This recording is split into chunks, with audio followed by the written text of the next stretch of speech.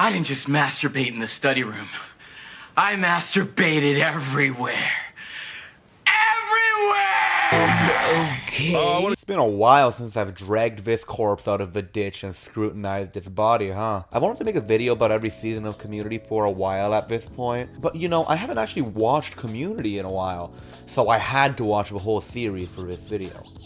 Oh, don't give me that look, I had to! Season 5 is particularly interesting to me for the sole purpose that no one really talks about it, and if it is ever talked about, it's just seen as the aftermath of Season 4. Drew Gooden with his stupid hair, specifically bringing up Season 6 being good in his Community versus Arrested Development video, while having Season 5 be just a footnote. Well, I won't have it, because I like Season 5. But I think we both know I can't cover a whole season on my own. I mean, look at the disaster that happened the last time I tried to do that. And then Troy is like, I'm gonna pull on this thing. I'm not attempting a Troy impression, sorry. That's not funny. So, I present to you, my one and only YouTube friend, Everything is Anything. If you're wondering why I'm here, I like Community. And I want Gug to invite me back when he talks about Season 6. I don't want to say it's my fave season, but I have a rule about being constructive, so I can't ask any questions right now because all of the questions that I have right now are rhetorical and they end with the word idiot. Do you know what a rhetorical? No, of course you know what that is. You're an idiot. Also, I'm Everything is Anything. I don't know why I don't use my name. It's Connor. I mean, I don't know what Gug means. I talk about everything and anything. Say that again? So let's do a rundown of each episode because apparently that's what constitutes a video in this day and age. The thing about Repilot is it's probably the least funny episode of Community. It's kind of dark for Community standards. Like, the episode consists of Jeff being so incredibly crestfallen that he basically manipulates the study group, who are all also not doing well, into suing the school, and then he has a change of heart in the end. But I think there is something to be said about how it fixes the damage that Season 4 did. I mean, let's compare the final shot of Season 4 to the first shot of Season 5. Perfect. So what's next for Jeffrey Winger? I'm thinking I might look into some small local firms. I'm gonna use my big mouth to help the little guy. Aww.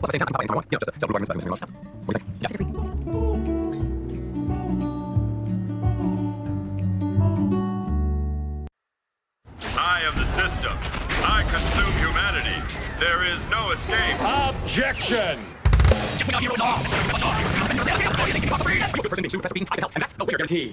Call 555. Here. Maybe you should have spent less money on special effects. Okay, so if we're going to rank the opening scenes for Community, this would be like number 3 or maybe number 2. I really like the opening when they're like flying through the sky. That's my favorite. I think that's Season 3. We kind of get a callback to the start of the show, be it that Abid brought everyone together through a phone call. Oh no. Who else did he call? Just me. I called everyone else. But I invited more people from Spanish class. Is that cool? It's the coolest. It's funny how Troy is the one to call out Zach Braff for leaving Scrubs, because it's funny because he does that this season. Smart writing, okay? It's smart. It's a call. We rewatch the show. Dude, your references are out of control. Everyone knows that. Can I just say, I hate how the only thing they could do with Sherry, if I say the name wrong, I'm sorry, involves her marriage. Like, they could have done something like her falling out of faith. Like, she's no longer a Christian woman because of her work at Sherry Sandwiches. She does so much of it. She stops going to church, and eventually she starts to lose her faith. I feel like they should have done something with that instead of just being like, my husband broke up with me again, because I generally don't care. I really like how Alan gets put in his place for once. Yeah, he does kind of get the last laugh, but when I saw Jeff hitting him with his tie, I was like, yes, Jeff, kill him, rip him in half! I think despite the fact that this episode wasn't really funny, I still think it is pretty good. It marks the last time we see Chevy Chase in the show, and I thought it was done well. It's a nice little send-off to Pierce before the real send-off. Overall, good episode.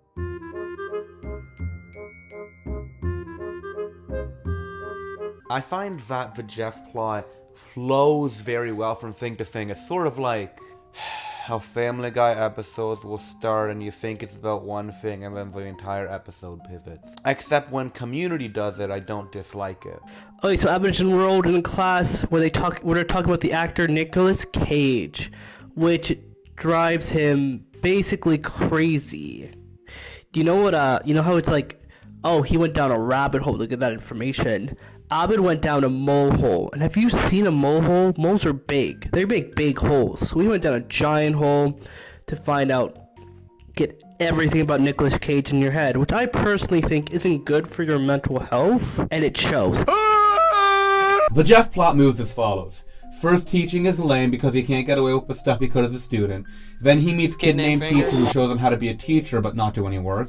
I like Kid Named Finger Hickey. He's a nice addition to the season. He's kind of like a less senile Pierce because, you know, he's old and stuff. Then Annie tries to force Jeff to be a real teacher. Then Jeff realizes he actually likes teaching. He then tells Annie that minuses aren't real and there's a riot. Then the Save Greendale Committee is formed to basically set up the rest of the season. The plot flows from thing to thing very well, and it's basically the opposite of season 4. Haha, fuck you, season 4.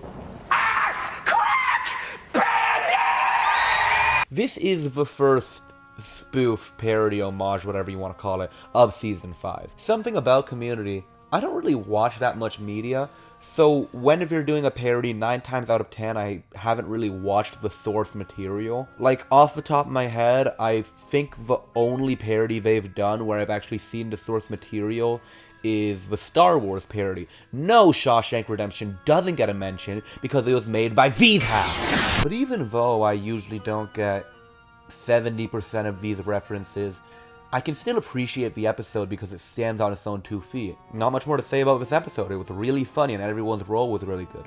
The last thing I'll say... Wait, fuck, I just realized that Duncan's back in this episode. I love Duncan. I don't even know John Oliver from that many things, but I just love Duncan as a character. Anyways, near the end, when they're about to catch the bandit, Shirley stops them and drops the fact that Pierce is dead on them like a pile of bricks. It's a really heavy moment. It takes all the goofiness and silliness that has been happening all the episode and just punches you in the face with the fact that Pierce is fucking dead. Have you ever faked a video? No. True. Life. Pierce is dead. Damn. This episode is probably the best episode of Community. If anything, this is the best episode of season 5. In a way, it's another bottle episode, be it that everyone is in a room together and they're just all talking. And in a way, they're trapped socially because they're being asked questions about who would have killed Pierce if they did kill Pierce. Does that make sense? No, because you misrepresented what the episode is about. Hi, editing Gug here. Connor sent me this footage, and it is just plain wrong. The questions are not specifically whether or not they killed Pierce. It's basically Pierce having them go through a series of lie detector questions and revealing a bunch of shit about them. And if they decide not to go through with the questions, they can't get their inheritance. The pretense is that it's questions about whether or not they killed Pierce, but it's mostly just to fuck with him like he likes to do. I like it, okay? It's very much like, you find out a lot of things about this group of people. If you haven't seen this episode, highly recommend it. Really good and really funny. Walton Goblin is so deadpan in this episode. And at the end, it's hilarious because it's like, guys, this is who I really am. I'm funny. And it's hilarious. Also, if you haven't seen Fallout, watch Fallout. And when you're done watching Fallout, watch my podcast. Honestly, 10 out of 10 for me. I haven't done a rating for any other ones, but this is a 10 out of 10.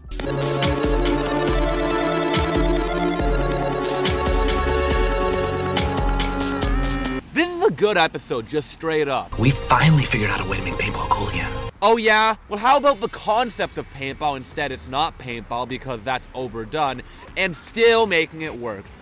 Yeah. Another classic Dan Harmon moment. This episode is extremely self-referential, like Britta's making all of these meta jokes about how ridiculous everything is. I like Britta's role in this episode. It's funny, but also annoying. Sort of like her character. This ending. It's heartbreaking, it's tragic, it's really good. Nothing more to say about that. Troy leaving was definitely a huge blow to the show. Like, he didn't have a huge presence in the first 4 episodes, but after he leaves, the show just starts to feel a little bit hollow. I feel like since the first 5 episodes, we're basically around just to establish stuff, you know, setting up a Save Greendale committee, having characters leave. I feel like the season doesn't really start until this episode.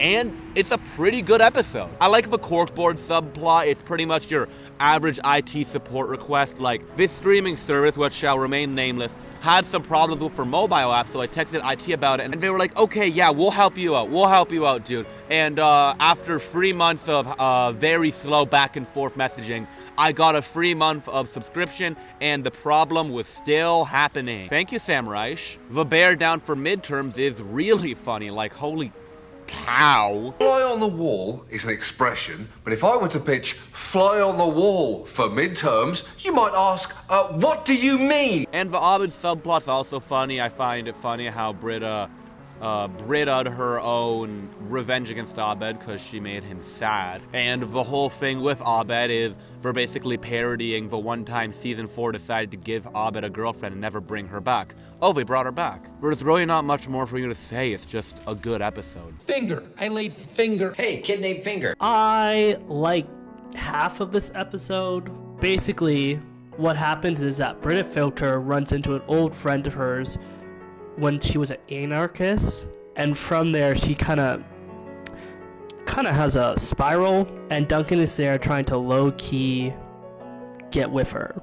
This episode also involves a kid named Boomer handcuffing an autistic person to his covered, I don't know what you call it. To be fair, the autistic person, Abed, did spray foam on his little drawings of ducks, but the kid who ends up trapping Abed in handcuffs is kind of in the wrong here. Like, you don't do that to people, and I know you're, you know, a military man, but you don't do that to people because it's wrong. The silver lining to this episode is that Duncan didn't take advantage of Britta Filter. She didn't do it. When Britta felt really down and realization that she's not a failure, but like her life isn't really going anywhere at this moment in time, he decides not to take advantage of Britta Filter, and that's good. Also, Chang has seen Ghost, and they're doing more of him, and I like that. Hey, those guys in there told me that you're the one that died in a fire, and you're a ghost! And you just believed them? You just believed a bunch of ghosts? Okay, I'm gonna blind you. What? I'm doing this unscripted, and I had a Red Bull. Okay, so this episode it's great. I love this episode so much, and it's interesting to see how things happen. Yes, Shirley would naturally be good at this. She is a person pleaser. She wants to please people, and she'll do it without, just any way she can. And I do love how Jeff and her have beef, but they don't bring up the beef because he's also in the society where he doesn't want to get clicked down because he wants to stop Shirley. Because if she doesn't stop Shirley, he won't be #1 in the group. I do love how the school basically transforms into a utopia, futuristic building, and everyone's kind of okay with it. And they don't care because all they care about are these fucking meow meow beans. Watch this episode and then watch Nosedive, and you can judge which is better. Because guess which episode I've seen more than Black Mirror? That's right, it was fucking Community. This episode feels like a Shirley and Jeff episode, which you don't really get a lot, and they really do bring out not the worst in each other, but like this side to each other that they both don't really enjoy, and they kind of have to do that. There are funny bits in this episode. If you haven't watched it, fucking watch it. Okay? Calm down. So Annie and Abed are having trouble splitting rent, even though I don't think either of these two have jobs. So how are they making rent in the first place? Seems like a little bit of a plot hole to me. So we're discussing whether Annie's brother's going to move in or Abed's girlfriend's going to move in. Oh hey, they decided to use her. And they decide who's going to move in by playing this VCR game. Wait, why is Vince Gilligan the guy in the VCR game? Something's going on here. Meanwhile, Jeff, Shirley, and Hickey are cleaning out this basement area when they find a bunch of new, fresh textbooks, and we all know how expensive college textbooks can be. And they basically go crazy with paranoia as shit happens around them. This episode is pretty good, except for one thing. This is the last time Abed's girlfriend shows up in the show. And I made fun of season 4 for doing this, but I mean, Dan Harmon's doing the same thing. I mean, why would you bring her back just to use her barely in one episode? Maybe my answers will be found in the movie. But I mean, bravo Vince, am I right? But that's it. That's all I really have to say about the episode. Oh, what? I haven't talked about it enough? What? Am I supposed to bring up some random thing I found funny to pad the runtime? Fine! I love textbooks. That's why I stole them. Look at this one. Stolen textbooks are the best kind. I stole all these books and put them in this room so I could come kiss them. That's all. Thank you. Please, I'm on parole. Hey guys, Gug here. I need you to pretend that there is a cool, funny audio in the background and that this is the most entertaining title card of them all. Thank you very much. Now, I don't know if you guys know this, but I myself am actually a pretty big fan of Dungeons and Dragons, so you know, this episode is particularly interesting to me. I think the first D&D episode of Community is like one of the best they've ever done, and to attempt to top it is a near impossible task, especially given the circumstances, but nonetheless I think this does work as a good sequel. Oh hey Tobias. And secondly, I know you're the big marriage expert. Oh, I'm sorry, I forgot. Your wife is dead. I like how he sort of immediately calls out Abed for stating your objective in D&D, because that's not really what you do in D&D, at least not when I've played it. Also, I don't know what version the Dungeon Master rolls all of your saving throws and attack rolls and also everything, but it's definitely not 5e. Fucking enough D&D humor. 90% of you guys won't get it anyways. Whatever. This episode's great. I particularly did like Pelton overcommitting to his roleplay as Jeff's son, because he's a weird little pervert man. Also, this Hobgoblin interrogation scene is just great. I also like the ending. I like how they sort of reconcile, but not in a traditional way. It's like we're still bickering with each other. It's very familial. It's nice. Let me fucking clean this shit up. This stupid concept. Set us all this up for one episode. God.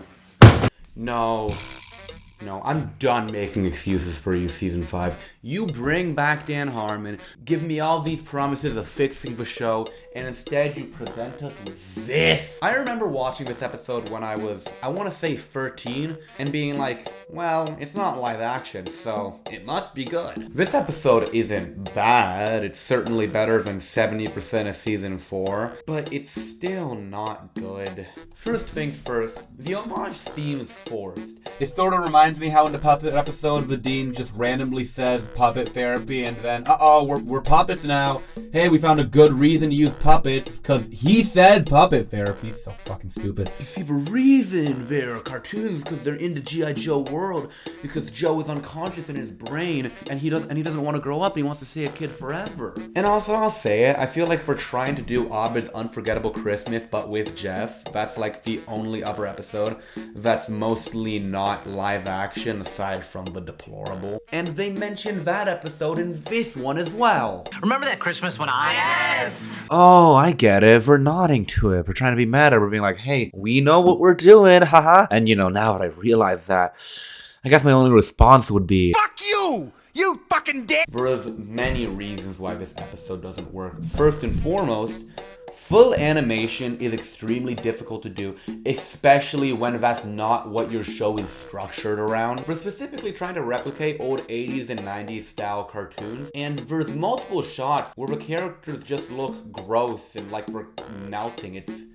It's not good. Of course, they make a bunch of jokes about the tropes of old 80s and 90s cartoons and things they use to cut corners, but there's multiple shots in this episode that isn't trying to make that joke, but still looks bad and clunky. Also, the premise of this episode doesn't make any sense. You're telling me the guy who is cynical to every single antic in this show has some sort of inner child inside of him. Also, didn't we already do this concept in season 2, where Jeff's all pissed off about his cholesterol, so he tries to ruin Pierce's perception of reality, but then he realizes that maybe he should just live his life? Just me? No fucking way. All in all, this episode isn't really funny, and I can't really appreciate most of the jokes they're making, because holy shit, this episode relies so much on the source material, and I haven't seen that source material, because I wasn't born in 1985. Okay, man. It's not a bad episode, but it's painfully mediocre for an episode that's clearly trying to be crazy and high concept. Tomar, if Jared Falco came up to you in Escape Prison and said, Tomar, I want you to be my right-hand man. Before I start talking about this episode, I just want to say, I love you guys. We love you too. The school board is here because Greendale is making money. And now they're like, yo, we can sell you to a company and get more money. Anyways, I do love the Subway, how they're selling it to Subway. That's funny. And it's funny how you just see ads for Subway in the show.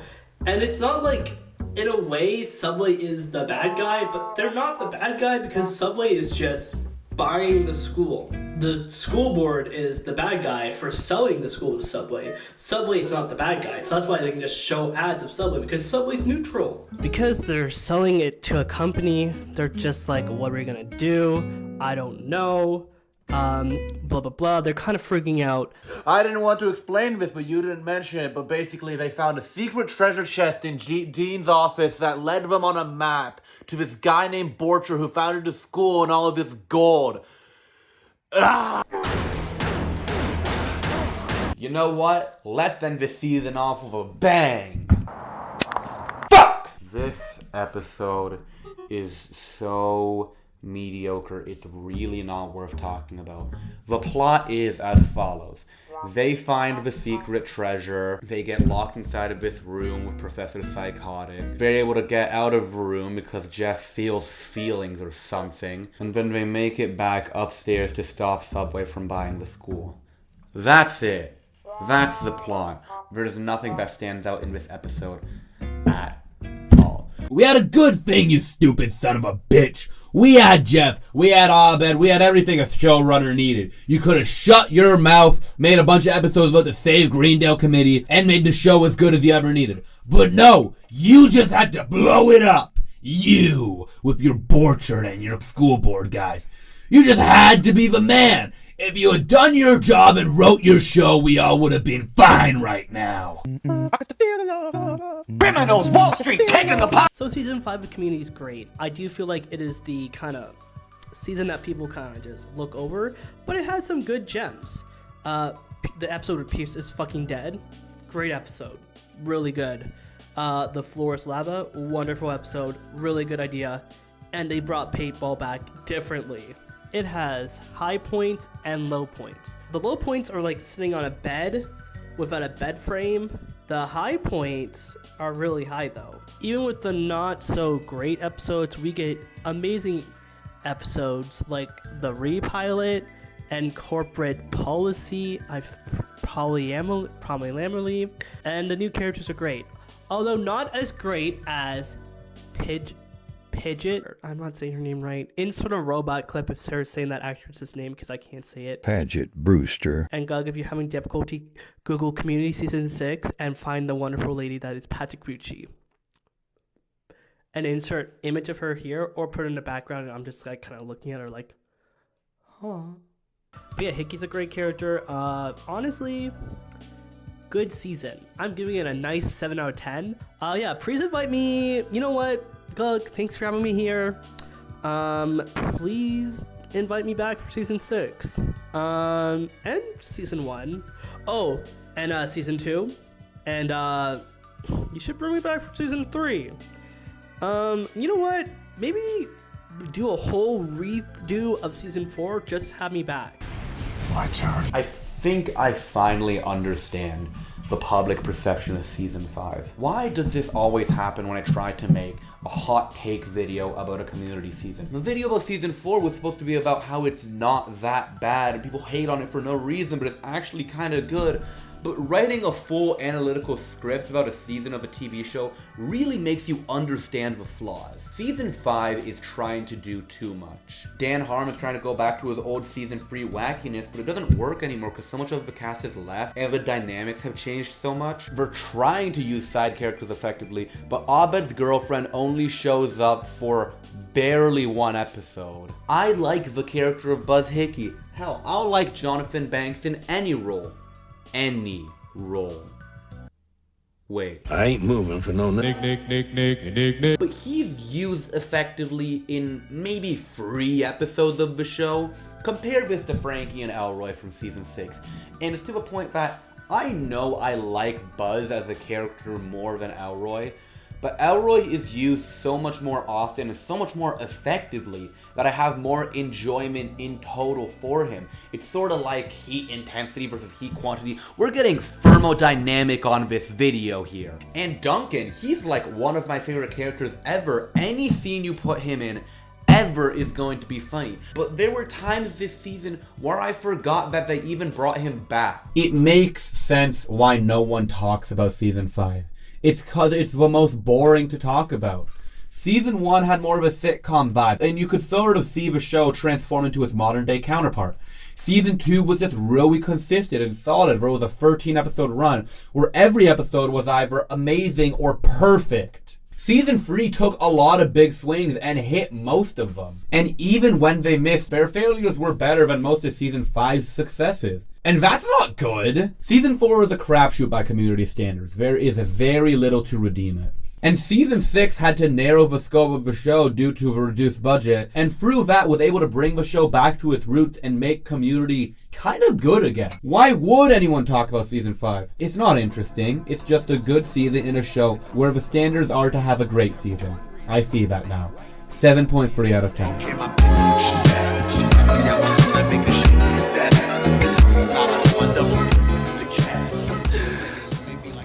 I'm back. You know, I know it's a little bit dark, but I had to bring back the classic outro chair I haven't used since Slippin' Jimmy because of circumstances, but, you know, back in the outro corner.